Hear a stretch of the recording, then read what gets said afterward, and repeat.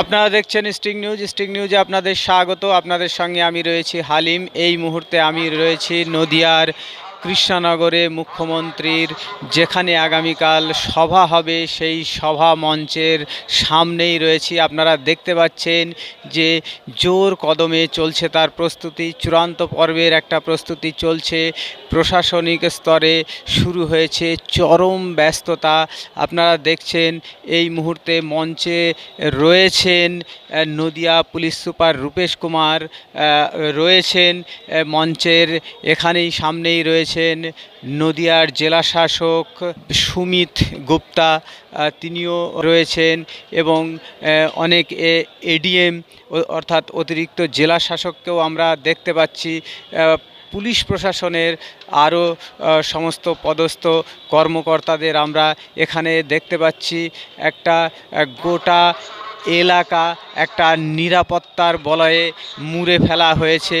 অন্যদিকে আমরা দেখতে পাচ্ছি যে যারা পুলিশ প্রশাসন, যারা আগামীকাল এই যে মুখ্যমন্ত্রীর সভা, এই সভায় ডিউটি করবেন, তাদেরকে পুলিশ প্রশাসনের তরফ থেকে ডিউটি ভাগ করে দেওয়া হচ্ছে। বড় বড় জায়েন্ট স্ক্রিন এখানে লাগানো হয়েছে। এই যে কৃষ্ণনগর গভর্নমেন্ট কলেজের মাঠ, সেই কৃষ্ণনগর গভর্নমেন্ট কলেজের মাঠটাকে গোটা সিসিটিভি মুড়ে ফেলা হয়েছে এবং আগামীকাল এখানেই শুরু হবে মুখ্যমন্ত্রীর সভা এবং সেই সভাকে ঘিরে যে চরম ব্যস্ততা আপনারা দেখতেই পাচ্ছেন। এবং এখানে নীল কার্পেট এবং সবুজ কার্পেট পেতে দেওয়া হয়েছে, যেখানে এসে তৃণমূলের কর্মীরা, সমর্থকরা তারা বসবেন। অন্যদিকে চেয়ার, সেই চেয়ারেরও ব্যবস্থা করা হবে। মুখ্যমন্ত্রীর সভা ঘিরে চারিদিকে যে একটা সাজো সাজো রব তৈরি হয়েছে, সেটা আমি আমার ক্যামেরা পার্সনকে বলবো একটু চারিদিকে গোটা চিত্রটা একটু তুলে ধরতে।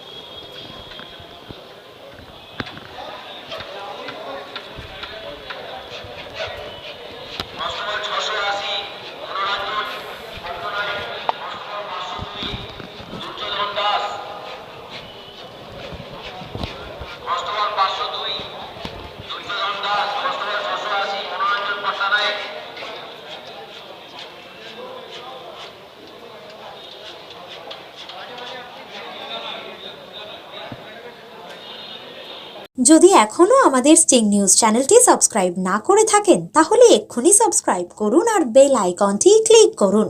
পেয়ে যান সব খবরের দ্রুত ভিডিও আপডেট।